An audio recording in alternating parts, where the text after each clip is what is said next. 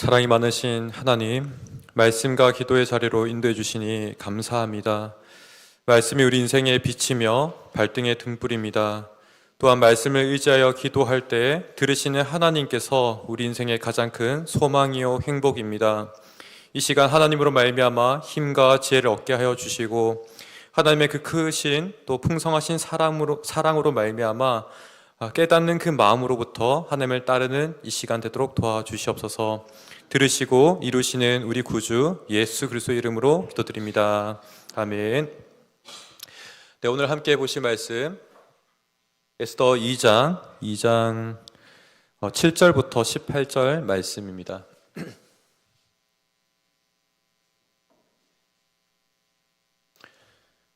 에스더 2장 7절부터 18절 말씀입니다. 제가 보는 성경 구약 751면에 있습니다. 751면에 있습니다.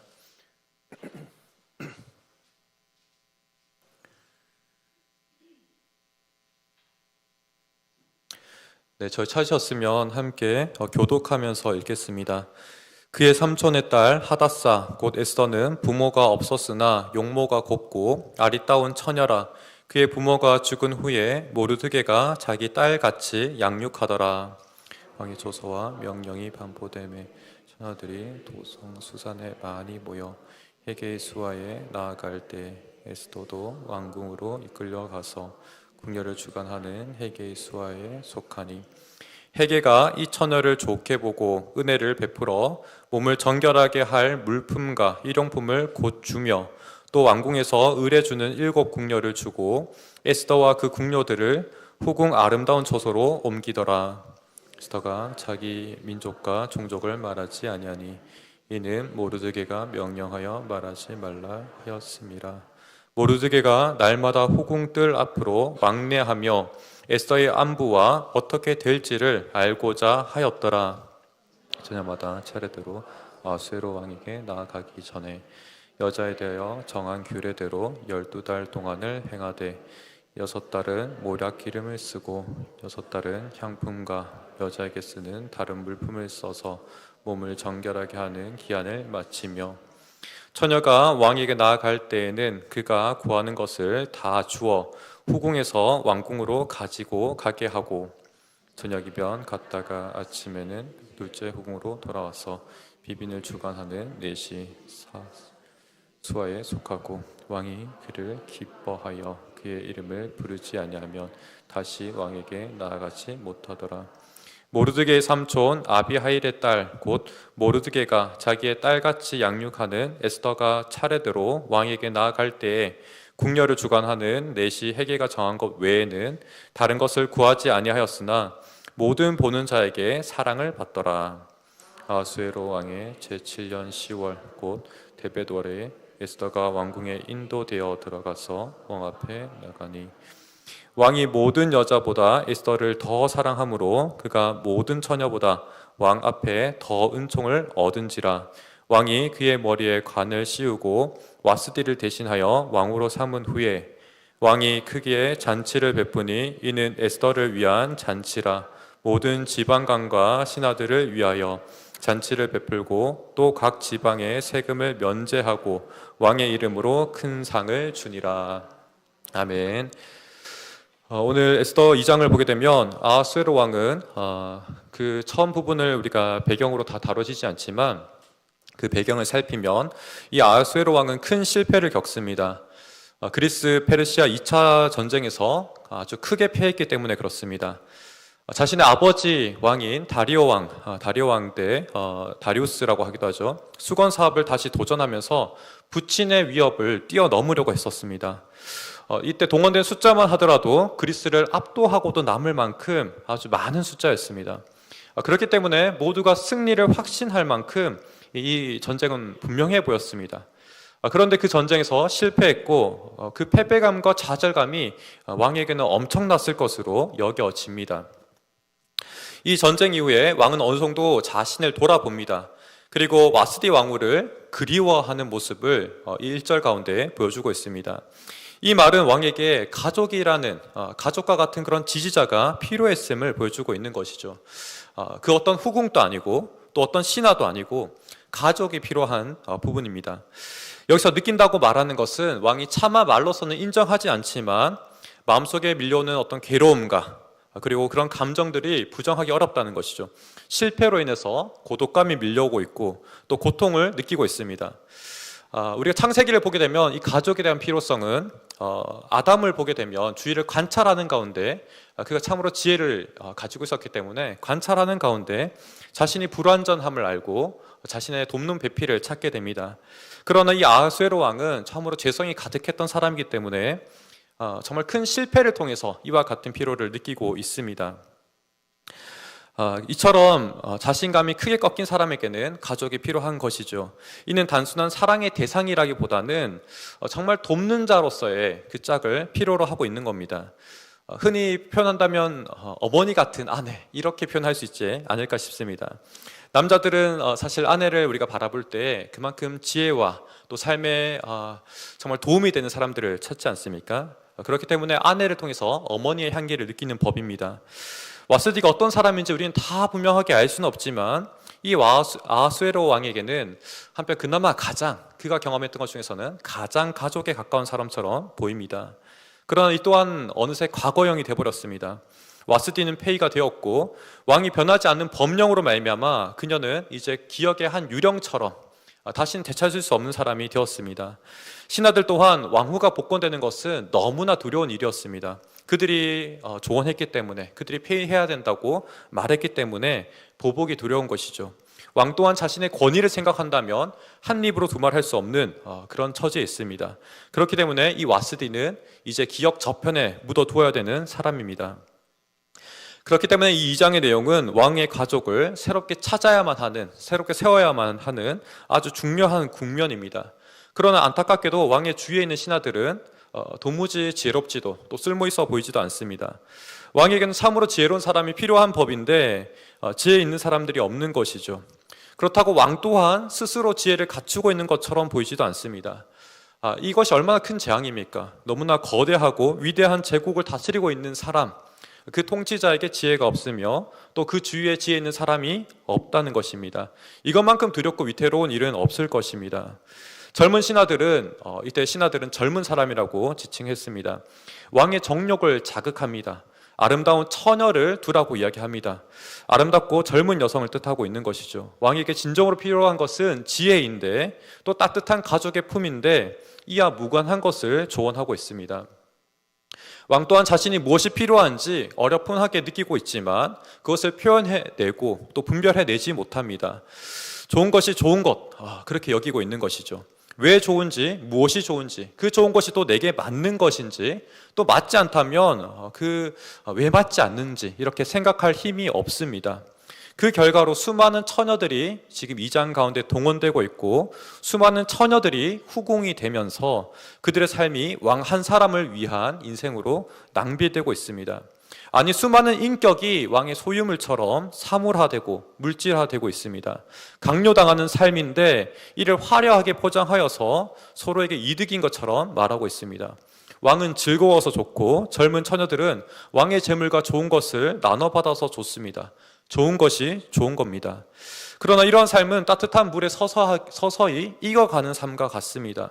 좋은 것이 좋다는 생각 속에서 서로 무감각해지는 것이죠. 서로가 진짜 행복을 알아가지 못하는 그런 불행 가운데 함께 들어가고 있는 것입니다. 그렇지만 현대를 살아가는 우리 또한 이런 삶과 무엇이 다르겠습니까? 우리 또한 동일한 삶을 살아갑니다. 때로는 불인지 모르고 달려가는 하루살이의 그런 삶과 같이 우리 또한 동일합니다.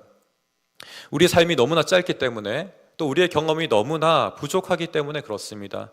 역사 속에서 사람들은 이러한 삶을 계속해서 반복해서 살아갈 뿐입니다. 이러한 거대한 역사의 흐름, 또 시대의 시류 가운데서 오늘 본문에서 유대인 여자 하다사 또한 또 다르게는 동일한 사람이죠. 페르시아의 포로 정착민인 에스더 또한 이러한 위태로운 길에서 자유롭지 않습니다. 우리 오늘은 이 하다사, 에스더를 중심으로 다시 한번 2장의 내용을 좀 주목해 보고자 합니다. 2장 7절 말씀 같이 보겠습니다. 함께 읽겠습니다. 그의 삼촌의 딸 하다사 곧 에스더는 부모가 없었으나 용모가 곱고 아리따운 처녀라. 그의 부모가 죽은 후에 모르드게가 자기 딸같이 양육하더라. 하다사는 부모가 없었습니다. 어떤 사연인지 알 수 없지만 그렇기 때문에 더 처량해 보입니다. 그리고 그녀의 용모는 곱고 아리따웠다라고 말을 하고 있습니다. 이것이 좀 상반되어 보입니까? 너무나 아름다운데 부모가 없습니다. 이런 말에 우리가 더욱더 안타까움을 느끼게 하는 것이죠. 용모가 곱고 아름다웠다는 그 말은 다양한 해석이 가능하겠지만 저는 이렇게 봅니다. 한 사람의 인생이 정말 응원하고 싶은 그런 마음이 드는 그런 마음을 일으키는 사람이라는 거죠. 외적인 아름다움도 물론 있습니다. 그렇지만 행동하는 것 또한 아름다워서 응원하고 싶은 사람이 있는 거죠. 바로 이 에스더가 그런 사람처럼 보입니다. 에스더를 특별히 제가 빛나게 말하거나 그녀를 부각하고 싶은 그런 마음은 없습니다. 오히려 이 세상을 살아가는 하나님의 백성, 또 오늘날 우리와 같은 그리스도인으로서 이해하면 좋겠습니다. 특히나 주님을 믿고 살아가는 청년들이 이와 같지 않나 생각됩니다. 순수하고 또 순종적입니다. 그러나 또 그렇기 때문에 이런 사람을 세상에 홀로 둔다면 참 위태로워 보이기도 합니다. 하나님께서는 이러한 우리의 마음을 아시듯이 하다사의 이 연약함, 에스더의 이 연약함을 도울 가족을 두셨습니다. 모르드게는 하다사의 삼촌의 딸로서 서로 사촌지간이죠. 사촌지간입니다. 그렇기 때문에 동년배로 생각하기 쉽지만 제법 나이 터울이 있었던 것으로 우리는 보입니다. 모르드게가 하다사를 딸처럼 양육했다라고 이야기합니다. 이 딸이라는 단어가 얼마나 강력한 또 강렬한 그런 느낌을 주는지 모르겠습니다. 사람과 사람의 관계 속에서 가장 결속력이 강한 것이 이처럼 부녀의 관계, 자녀의 관계가 아닙니까? 물론 이러한 관계 속에서 직접 피를 나누는 것은 아닙니다. 하지만 하나님께서 이들이 서로 가족이 되게 하셨고 의지하게 하셨습니다. 그렇기 때문에 저는 이 가족이라는 단어를 오늘 사용함에 있어서 교회 공동체와 더욱 유사하게 말하고자 합니다. 편의상 가족이라고 말을 하겠지만 여러분들께서 들으실 때는 교회 공동체구나 이렇게 들으시면 훨씬 좋겠습니다. 하나님은 위태로운 믿음의 사람을 그냥 두시지 않습니다. 설령 내가 불순종했다 하더라도 또 내가 순종의 타이밍을 조금 놓칠 때가 있다 할지라도 지금 이 에스더와 모르드게처럼 페르시아 그 땅을 살아가는 사람들, 차마 귀국하지 못한 그런 사람이라 할지라도 그들을 돌보신다는 것이죠. 어떻게 돌보고 계십니까? 서로 이 두 사람들, 서로 의지할 사람들을 하나님께서 주신다는 것이죠. 때로는 우리가 현실 가운데 최선을 다하고 있지만 도저히 되지 않을 때가 있지 않습니까? 이 사람들 삶을 그저 그냥 옹호하고 지지하는 것은 아닙니다. 하지만 우리가 정말 그리스도인으로 최선을 다해서 살아갈 때가 있습니다. 또 때로는 하나님의 그 순종의 타이밍을 약간 놓칠 때가 있습니다. 그렇기 때문에 우리가 이 모르드게와 에스더를 우리 자신과 동일하게 보면서 우리가 여겼으면 좋겠습니다. 때로는 우리가 최선을 다하지만 하나님께서 그것을 선하게 보시고 우리의 연약한 가운데 하나님을 의지하는 것을 오히려 기뻐하신다는 것이죠. 하나님은 우리를 바라보실 때 100% 그 온전함을 원하시지는 않습니다. 좀 더 정확하게 말한다면 오히려 100%로 하나님을 의지하는 것을 원하신다는 것이죠. 그 의지할 때 하나님 도우시고 그로 말미암아 하나님을 기뻐하는 삶, 그것을 하나님께서 원하신다는 것입니다. 그렇기 때문에 우리가 이 두 사람을 바라보면서 우리와 동일하게 보면서 그 안에서 하나님 주시는 참된 영적인 교훈을 누리기 원합니다. 그렇기 때문에 우리가 지난 삶을 반성하고 회개하는 것까지 참 좋습니다. 그렇기 때문에 또 한편은 과거에 대해서 지나치게 좌절할 필요도 없을 것입니다. 다만 오늘 이 에스더와 모르드게처럼 우리의 삶의 자리 가운데 하나님께서 함께 하시는 그 은혜를 볼 수 있어야 될 줄 믿습니다. 모르드게는 고아와 같은 이 하다사에게 가족이었고 또 하나님의 크신 은혜라고 우리가 말할 수 있겠습니다. 이를 감사하고 소중히 여길 수 있는 것, 그것이 참 중요하다라고 말할 수 있겠습니다. 부모를 잃었으며 불운하다고 또 불평하다라고 불평할 수도 있습니다. 하지만 에스더는 그렇게 하지 않고 하나님께서 그의 삶을 비추는 삶의 중요한 가족 되게 한 이 모르드게를 바라보고 또 그를 의지하고 그의 말을 잘 청종하는 모습을 보여주고 있습니다. 우리에게는 언제나 빛이 비추고 또 한편 그림자가 드리는 두 가지가 다 있습니다. 무엇을 바라보고 어디를 향해 나아갈지는 우리의 마음이 결정하는 것이고 또 우리의 의지가 결정하는 바입니다. 그렇기 때문에 하나님께서 주신 것을 감사하며 나아갈 수 있는 우리 모두가 되기를 간절히 소망합니다. 지난주에 모르드게가 하나님의 백성으로서 정체성을 감추고 살았던 사람으로 제가 표현했습니다. 그렇습니다. 정말 감추고 살았습니다. 근데 또 한편 그의 모습을 우리가 면밀하게 살펴보면 그는 뱀처럼 지혜로운 사람이기도 하였습니다. 불필요한 것을 굳이 드러내지 않고 감추는 지혜 또한 필요한 법입니다. 이러한 부분에서 여러분들이 혼란스럽지 않았으면 좋겠습니다. 가급적 믿는 자로서 정체성을 드러내고 살아가면 또 당당하게 살아가면 너무 좋겠지만 때로는 우리가 시대 속에서 특히 포로민으로 살아가는 그 시대 속에서는 조심할 필요가 있다는 것이죠. 특히나 에스더에게는 하다사에게는 더욱더 이러한 자세가 요구됩니다. 포로민으로 제국의 중심으로 살아간다는 것, 중심부에 살아간다는 것은 쉽지 않습니다. 이러한 모르드게의 마음을 좀 헤아려서 이제부터는 좀 편의상 하다사로 계속 이야기하기보다는 에스더로 제가 이야기하겠습니다.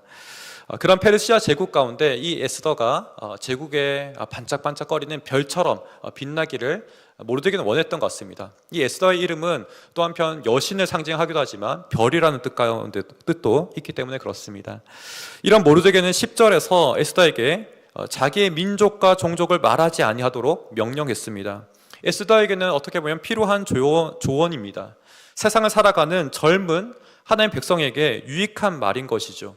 만약에 이 모르드게의 조언이 없이 에스더가 홀로 그 페르시아 제국 가운데 살아갔다면 어떠한 삶을 살았겠습니까? 어쩌면 실수해서 단명하고 말았을 겁니다. 또 어쩌면 역사의 한 줌에서 기억조차 되지 않는 그런 잊혀진 존재가 될 수도 있었을 겁니다. 그런데 지금 이 모르드게와 함께 살아가는 이 삶이 하나님께서 정말 은혜 베풀어 주셔서 특별한 은혜를 또 나타내시는 그런 삶으로 살아가게 하신다는 것이죠. 모르드게는 에스더에게 참된 가족으로서 그녀를 지속적으로 살폈음을 또한 보여주고 있습니다. 11절과 같이 에스더의 안부를 궁금해하고 있죠. 이제 처녀가 왕들의 그 아내가 되는 후보로 뽑혀서 다 끌려갔습니다. 그리고 1년 동안 정결하게 하는 예식들, 향기 나는 기름을 바르고 향기 나는 이 향을 계속 쏘이도록 합니다. 6개월 그렇게 진행하는데요. 그 순간 동안 매일매일 이 모르드게가 찾아가는 모습을 보여주고 있습니다. 우리 11절 말씀 같이 보겠습니다. 시작. 모르드게가 날마다 후궁들 앞으로 왕래하며 에스더의 안부가 어떻게 될지를 알고자 하였더라. 매일매일, 저 또한 딸이 있지만 딸이 이렇게 갔다고 해서 매일매일 찾아가는 거 정말 쉽지 않을 것 같습니다. 이전 설교에서 모르드게는 에스더가 왕후가 되기를 바랬다 이렇게 제가 말씀드렸습니다. 그 또한 맞습니다. 그러나 또 한편으로는 이 모르드게가 에스더를 정말 걱정하고 위하고자 하는 마음이 있었다는 겁니다. 어쩌면 이 두 가지가 합쳐져서 에스더가 왕후가 되기를, 그로 말미암아 그녀의 인생에 꽃이 피기를 간절히 바랬던 것으로 여겨집니다. 물론 우리가 생각하기에는 그 길이 꽃길 같은 길은 아닐 겁니다. 이를 알던 모르던 모르드게는 아버지의 마음으로서 이 에스더를 돕고자 하였던 것이죠. 그리고 또 한편 더 큰 이 역사의 조망을 바라보게 되면 하나님께서는 이 모든 것을 섭리하셔서 사용하신다는 것이죠. 하나님께서는 이 모르드게의 수고와 그 마음을 헛되게 하지 않으셨습니다. 하나님께서는 불완전한 이런 사람들이 서로 가족이 되게 하셨고 그로 말미암아 하나님의 계획하신 삶의 길을 걸어가게 하십니다. 모르드게가 모든 것을 알고서 이러한 길을 안내하고 지도한 것은 아닙니다. 하나님의 큰 계획을 일부만 알고 그 단편만 알았을 뿐이지만 하나님께서 이 길을 인도하신다는 것이죠.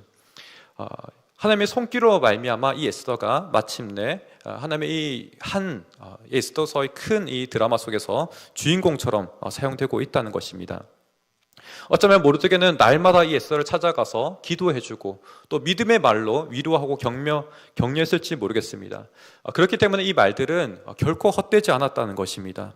또 한편 15절에는 모르드게의 간절한 마음이 더욱더 분명하게 부각되고 있습니다. 우리 15절 말씀 보겠는데요. 미스 페르시아로 이것을 비유한다면 마치 결승전과 같은 상황이 이 15절의 상황입니다. 함께 읽겠습니다.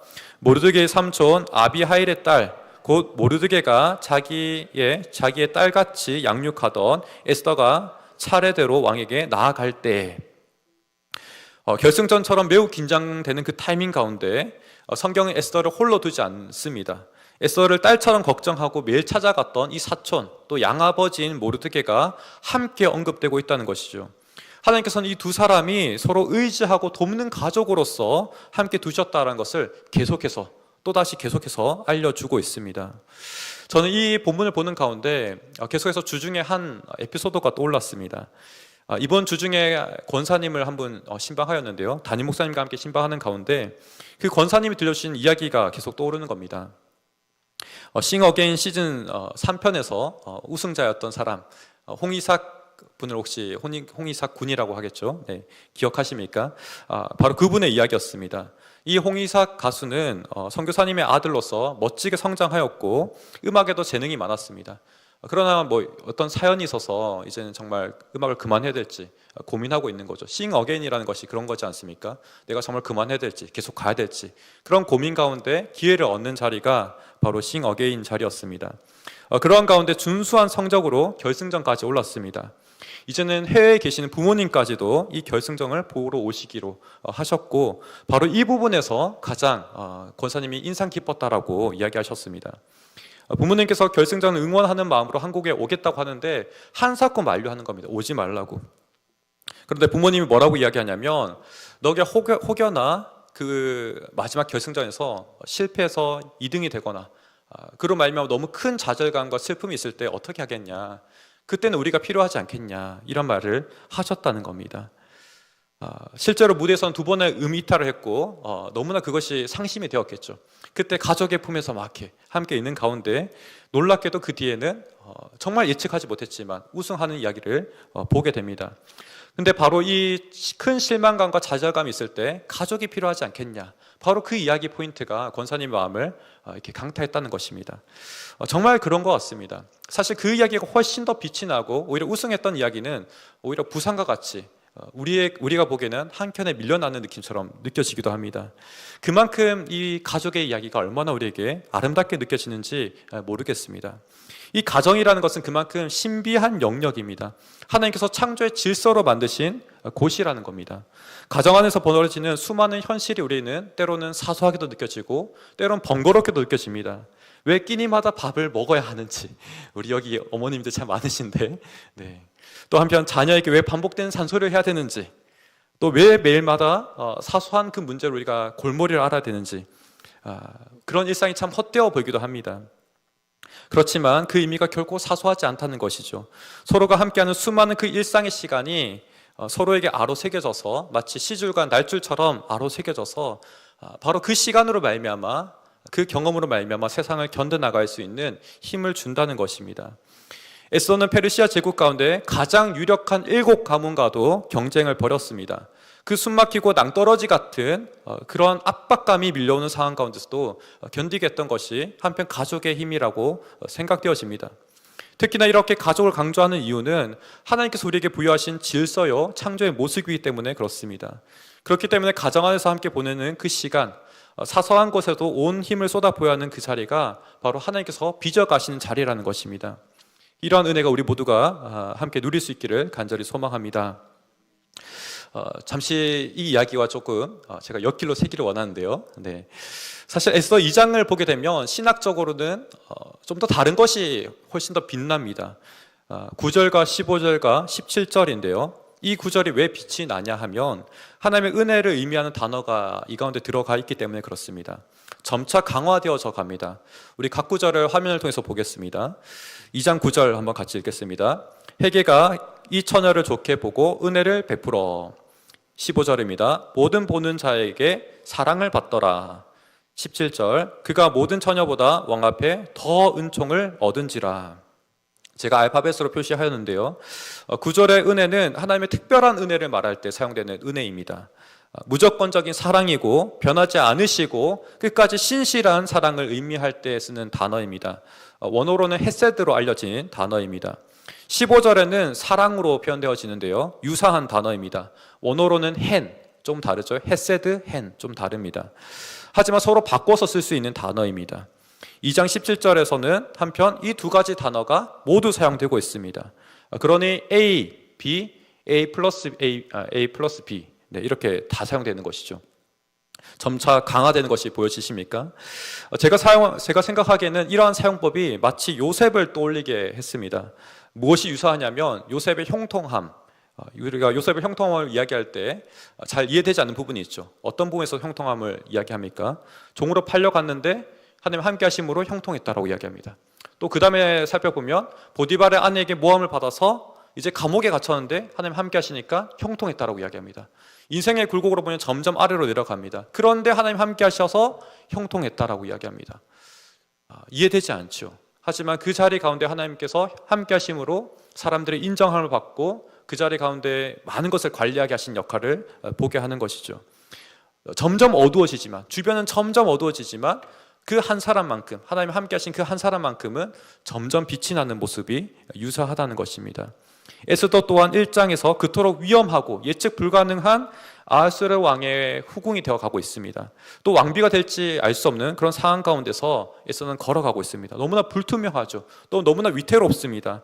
그렇지만 이 에스더의 삶의 자리 가운데 하나님 함께 하심으로 은혜가 있고 사랑이 있고 더 은총이 있어서 빛이 나고 있다는 것입니다. 헤게의 눈에 에스더가 좋게 보였습니다. 내시였죠. 원래는 전혀 기대할 수 없는 그 헤게에게 은혜를 받았습니다. 하나님께서 형통하게 하셨습니다. 또 모든 사람에게 사랑을 받았습니다. 이 모든 사람에게 어떤 사람들이 포함되겠습니까? 함께 경쟁했던 처녀들이 있을 겁니다. 또 그녀와 함께 생활했던 7 궁녀들이 있었을 것입니다. 이 모든 사람들에게 사랑을 받았습니다. 마지막으로 왕에게는 더 은총을 받았다고 이야기합니다. 이것은 정말 뜻밖의 사건이죠. 어떻게 보면 확률로 이야기한다면 1%도 되지 않는, 오히려 1%와 0% 사이에 있다면 0%에 훨씬 더 가까운, 제로에 가까운 확률로 우리가 이야기할 수 있습니다. 기적과 같은 일이죠. 거듭 말씀드리지만 에스더가 남들보다 뛰어나서 또 환상적으로 자신을 치장해서 선택받은 것이 아닙니다. 설령 헤게와 같은 모든 사람이 아무리 추천한다 하여도, 또 왕의 마음을 이렇게 아는 수많은 사람들이 추천한다 할지라도 왕의 마음은 다를 가능성이 훨씬 더 많습니다. 아니 99.999%처럼 보여집니다. 회사로 이야기한다면 과장, 부장, 상무를 다 통해서 전달하였지만 최종적으로 사장과 또는 회장에게 통과되지 않을 경우들이 얼마나 많습니까? 그만큼 사람의 마음은 다 다른 것이고 왕의 마음을 특별히 우리가 헤아린다는 것은 그만큼 어려운 일입니다. 이렇게 2장에서 신학적으로 반짝거리는 이 은혜, 또 사랑, 그것이 있지만 저는 한편으로는 더 크게 숨겨져 있는 보석, 숨겨져 있는 그 반짝이는 것은 가족이란 주제로 여겨집니다. 사실 용어를 사용하지 않을 뿐 천하의 고아인 에스더에게 정말 진짜 은혜는 무엇입니까? 바로 이 모르드게가 함께하게 하셨다는 것, 이 모르드게가 자기의 딸로 삼아서 함께 살아갈 그 가족이 있게 했다는 것이 바로 하나님의 특별한 손길이고 특별한 은혜입니다. 정말 기대할 수 없는 은혜였지만 하나님의 특별한 그 신실하심, 돌보심 가운데 함께 가족이 되었다라는 것이죠. 그렇기 때문에 저는 한편 이 하나님의 이 은혜라는 흐름 속에서 이 가족이 우리와 연결되어지고 또 적용될 수 있는 가장 중요한 주제처럼 여겨집니다. 우리가 어떤 회개를 만나겠습니까? 수많은 사람들에게 사랑받는 그런 일들이 있겠습니까? 왕에게 선택되는 일이 있겠습니까? 하지만 우리 일상의 자리 가운데 하나님의 은혜가 어디에서 밀려 들어오는지, 어디에서 흘러 들어오는지를 이야기한다면 이 가족이라는 주제가 너무나 중요하다는 것이죠. 저 또한 돌아보면 삶의 자리 가운데 이 가정을 소중히 여기지 못할 때가 참 많았습니다. 때로는 사소한 일과 그 불편함을 매우 견디기 힘들어 했습니다. 머릿속에는 다른 생각들이 있는 것이죠. 또 제 마음속에서는 제가 하고 싶은 것들이 너무나 많습니다. 그런 생각이 많고 마음이 뭔가 가득 차서 여유가 없을 때 한편 가족을 마주하면 어떻습니까?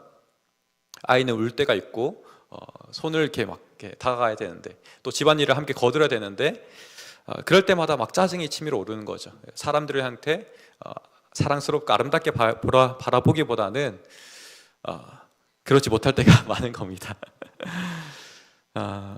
하지만 이런 모든 것들을 내려놓고 가정에 집중한다면, 한 사람, 우리 자녀들 또 아내를 바라본다면 그제서야 그 사람의 온전함, 정말 사랑스러운 하나님의 그 은혜가 드디어 보이기 시작합니다.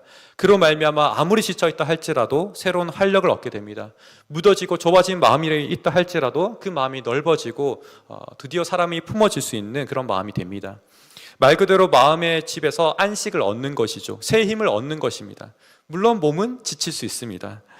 하지만 하나님의 그 은혜가 바로 이 가정을 통해서 흘러오는 것이 분명함을 저 또한 경험합니다. 2장에서 놀라운 것은 에스더가 이러한 경쟁이 심한 상황 가운데서 초조하거나 너무나 그 압박감이 얼마나 컸겠습니까? 그 가운데 불안해하거나 또는 스스로 무언가 막 하려고 더하지 않는다는 겁니다. 회개가 어떤 치장하는 물품을 주었을 때 딱 그것만 가지고 가는 것이죠. 바로 이런 부분에서 모르드게의 역량이 또 궁극적으로는 이 가정을 통해서 하나님께서 사용하시는 그 은혜가 궁극적으로 작용하고 있다는 겁니다. 에스더가 페르시아 제국의 왕비가 되었다는 이 말은 요셉이 애굽의 총리가 되었던 말과도 동일한 말입니다. 우리의 관점으로는 막 좋아 보이죠. 높은 자리에 올라갔으니까. 근데 하나님의 관점에서는 이것은 수단이요 그냥 과정일 뿐입니다. 그 자체로 대단한 것이 아닙니다. 왕비라 해서, 총리라 해서 우리는 번쩍거려 보이고 화려해 보이지만 하나님의 관점에서는 그냥 지나가는 길과 같다는 것입니다. 요셉 또한 이것을 알았기 때문에 그 총리의 자리를 자랑하지 않았습니다. 언제든 떠나갈 자리며 오히려 그렇기 때문에 경계하고 마음을 지켰습니다. 에스더 또한 동일한 자세를 가지고 있습니다. 그 자리가 어떠한 자리인지 분별이 되었겠죠. 왕비가 되었다 해서 기뻐하지 않습니다. 오히려 왕이 기뻐하고 왕이 잔치를 열고 있습니다. 이 자리는 그렇기에 사명의 자리와 같습니다. 이전에 살펴보았듯이 아수에로 왕이라는 이 사람, 너무나 위험하고 불안한 사람입니다. 어리석인 통치자이기 때문에 그 땅을 살아가는 수많은 사람들 동안 동일하게 불안한 삶을 살아갈 수밖에 없습니다. 이것을 비유한다면 미국에 있는 큰 함대라고 말할 수 있죠. 항공모함이 바다 위에 떠 있다 할지라도 그 배를 운행하는 선장이 술을 취한다거나 제대로 분별하지 못하는 사람이라 한다면 그 모든 배에 탑승한 사람들이 위태롭습니다. 바로 이러한 것과 유사한 거죠. 이 에스더 또한 그 제국 가운데 살아갈 때 그 왕과 함께 한다는 것은 사명의 자리입니다. 결코 좋은 자리가 아닌 것이죠. 하나님께서 맡기신 자리이고 어떻게 보면 그들의 민족의 운명을 도울 수 있는 손길로서 이 에스더를 세우고 있다는 것입니다. 실제로 이 에스더로 말미암아 유대 민족의 운명의 그 목에 칼날이 비켜가게 됩니다. 벗어나게 된다는 것이죠. 이 여정과 발걸음을 보게 되면 하나님께서 순종하게 길을 여십니다. 에스더에게 뜻밖의 은혜와 사랑이 있었던 것이 그렇지요. 모든 신자에게 이처럼 길을 여시는 하나님을 보면서 하나님의 은혜이다, 하나님의 사랑이다라고 우리가 말할 수밖에 없습니다. 비단 홍해 바다가 갈라지는 그 사건만큼 그런 사건만이 우리가 은혜라고 말할 수는 없을 겁니다. 오히려 가족으로 묶으신 그 사건이 모르드게와 에스더가 한 가족이 되게 하는 것이 오히려 더 큰 은혜라고 말할 수 있습니다. 실제로 에스더가 처음에는 모르드게의 양육을 받았고 보살핌을 받았지만 나중에는 어떻습니까? 이 에스더가 모르드게의 필요를 돌봅니다. 또 민족의 필요를 향해서 팔을 걷고 허리를 동여 매게 합니다. 이것이 바로 가족이라는 것이죠. 그러나 이에 비해서 아하수에로 왕은 어떻습니까? 그는 제국의 왕이지만 쓸쓸하며 고독하고 주위에 아무도 없습니다. 정서적으로 고립되어 있습니다.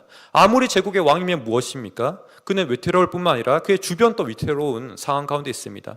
침몰하는 항공모함보다도 떠있는 생존할 수 있는 구명보트가 나은 법입니다. 이 시간 우리 모두가 하나님께서 붙여주신 우리 혈육의 가족들, 또 함께하게 하신 우리 교회 공동체를 바라보면서 감사할 수 있기를 간절히 소망합니다. 하나님께서 날마다 우리에게 은혜를 베푸시는데 그 모든 것, 그 대부분은 우리의 가족을 통해서 또 우리 공동체를 통해서 흘려보내신다는 것입니다. 그 은혜가 날마다 헤아릴 수 있기를 그런 우리가 되기를 간절히 소망합니다. 또 하나님의 가정 가운데 또 우리 교회 공동체 가운데 하나님의 통치가 가득하기를 간절히 소망합니다. 우리 가정 안에서 우리 공동체 안에서 하나님을 경외하는 그 마음들이 가득하기를 간절히 소망합니다.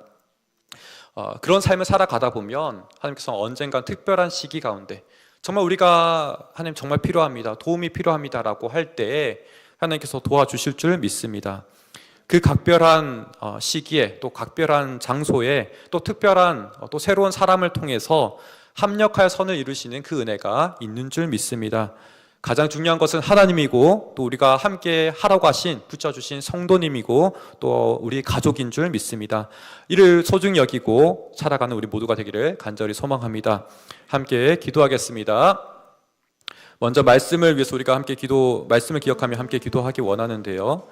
하나님께서 이미 허락하신 특별한 은혜의 자리, 바로 가정과 교회 공동체이죠. 우리가 함께 감사할 수 있기를 하나님 정말 감사합니다. 내가 사소하게 여기거나 불편히 여기지 않기 원합니다.